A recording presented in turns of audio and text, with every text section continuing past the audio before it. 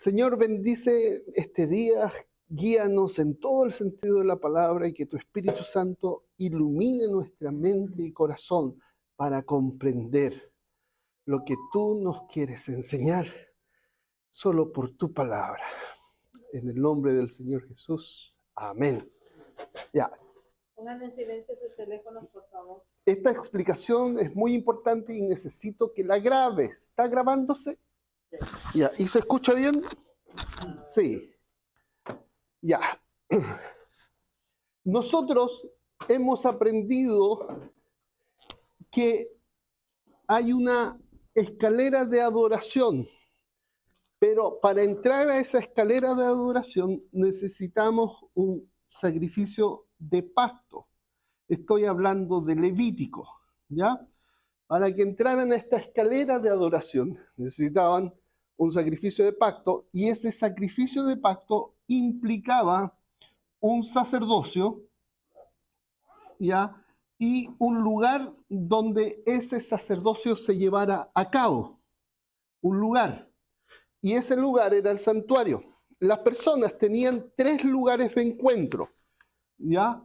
Ese le vamos a llamar un lugar de encuentro, entonces.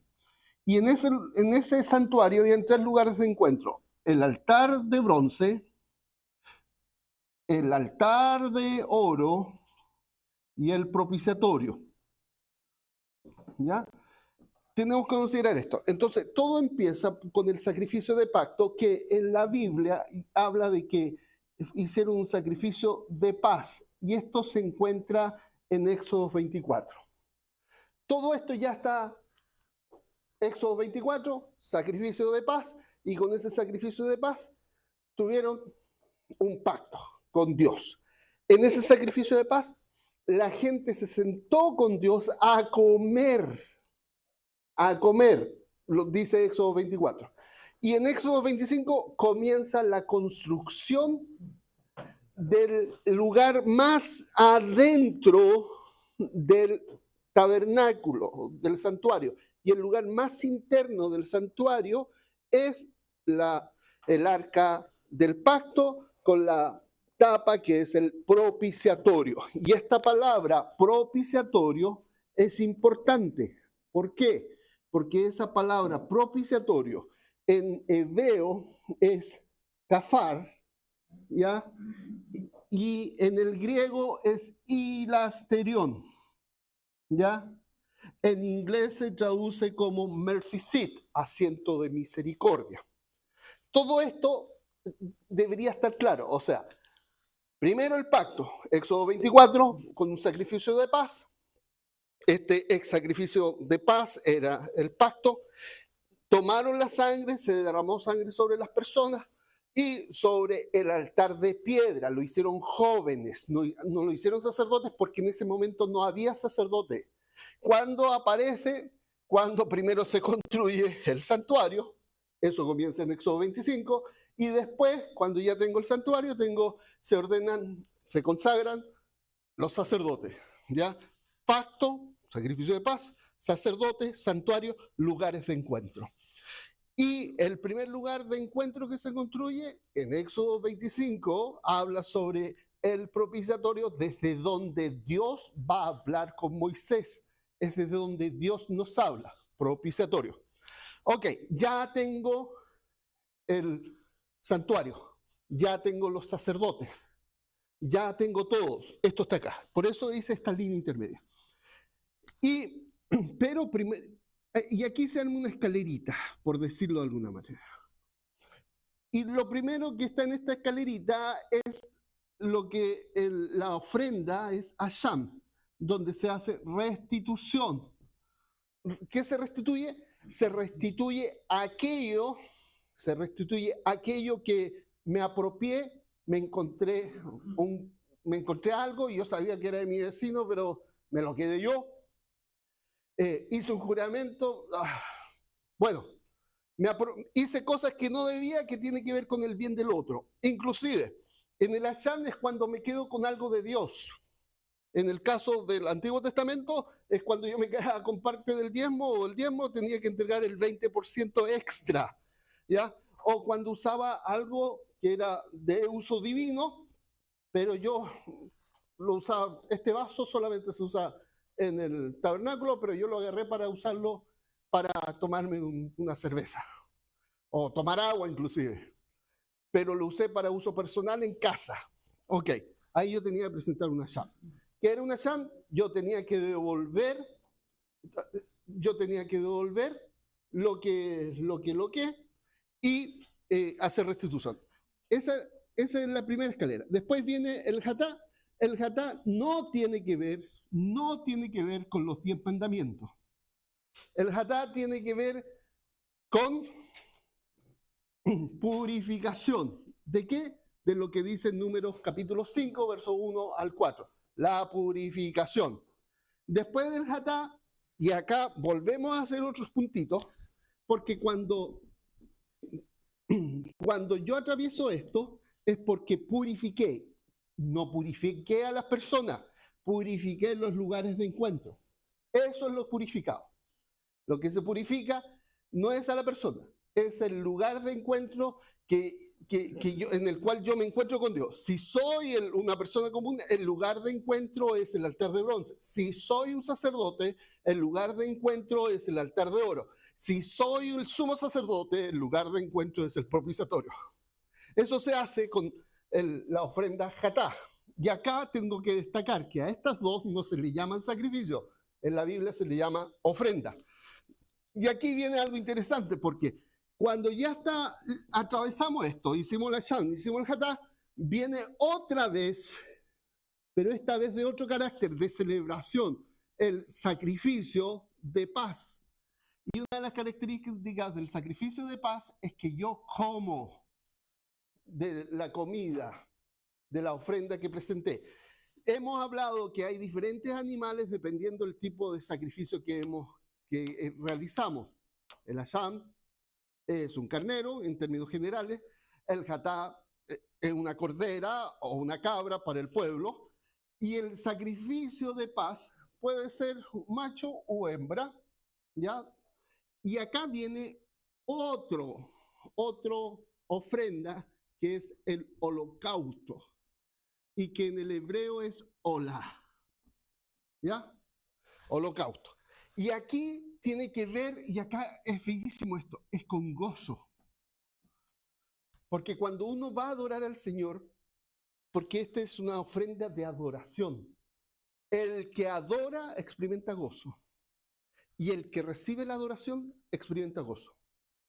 Es el mutuo gozo que se tiene por la acción de la adoración. Eso es el holocausto. ¿Ya? Ok. Pero ¿saben lo que ocurre? Nunca van a escuchar esto. ¿Ya? A menos que se lo explique a alguien que haya estudiado lo que estamos estudiando y diga, está clarito. ¿Qué van a escuchar? Van a escuchar esto. Y lo van a explicar todo esto a través de la muerte de Jesús. Todo a través de la muerte de Jesús. Yo solo explico, si se han dado cuenta, a través de la muerte de Jesús, el sacrificio de pacto. Yo explico la sham cuando Él muere y resucita y es restituido a la humanidad delante de Dios. El hatá cuando Él entra al lugar santísimo y hace purificación de los lugares celestiales, tal cual como dice Hebreos, y de nuestras conciencias. Hago estos puntos acá porque todo esto indica que esto se va a explicar posterior a su resurrección. Inclusive el sacrificio de paz que aparece acá y después aparece acá es la celebración que tenemos de la cena del Señor, pero también es la cena que vamos a tener en los cielos en las bodas del Cordero. ¿Ya? Acá, la celebración, esto es celebración. Y acá es Apocalipsis 5, donde toda la creación adora al Rey. ¿Ya? Por eso hago el puntito acá. Acá es la muerte de Jesús. Pero acá todo es desde la resurrección en adelante. ¿Ya? Así lo hemos estado viendo. Fíjense, ¿qué encuentro en los libros? Hay un rey que se llama Agamenón. Y esto lo pueden encontrar, ¿eh? Así. yo puedo explicar todo esto desde dos perspectivas. En el 1500, cuando empezaron la reforma y empezó la traducción de la Biblia, tengo el texto bíblico y tengo el texto bíblico y puedo ir a los filósofos griegos o puedo ir a la Septuaginta para explicar cosas que quiero entender. Tengo dos posibilidades. Voy a la Biblia, encuentro esta palabrita hilasterión y le pregunto, a ver, ¿dónde encuentro esto? ¿Sabes qué? Esto no lo entiendo. No me hace sentido. Para mí es un solo sacrificio. Es uno solo, no son varios. Ok, esto es uno solo. Todo es uno. Y la Septuaginta no me da explicación, así que voy a ir a los filósofos griegos. ¿Ya? Y voy a ir a un texto de filosofía griega que se llama Ilíada. En realidad es una historia, ¿ya? Más que filosofía, aunque contiene filosofía. La Ilíada. Y voy a leer la Ilíada para entender esta palabra. Y en la Ilíada me encuentro con una palabra parecida a esta. No es la misma, pero se parece. Entonces encuentro a este rey Agamenón que ofende a un sacerdote de un dios que se llama Apolos. Este rey Agamenón está en guerra y este rey ofendió al sacerdote y pasa una tragedia con su ejército, con su gente, con su familia, que era algo malo. Y le dice, ¿sabes por qué pasó esto malo? Porque tú ofendiste al sacerdote de Apolos y Apolo está muy, muy enojado contigo. Busca todo esto, anoten Agamenón, ¿ya? Entonces le dicen los que están al lado tuyo, tú lo que tienes que presentar son un sacrificio de 100 toros para que el dios Apolos se le pase el enojo. ¿Ya? Se le pasa el enojo y tú vas a poder salir triunfante. ¿Cuál es más fácil de entender?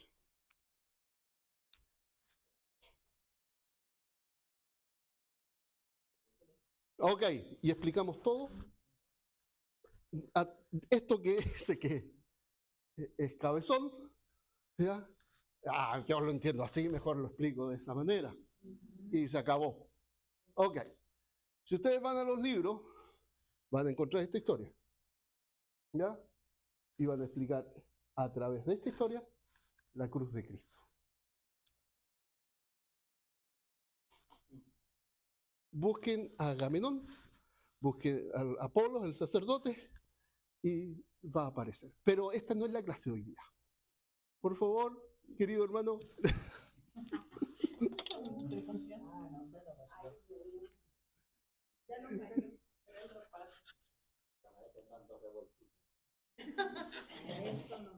Para eso nomás.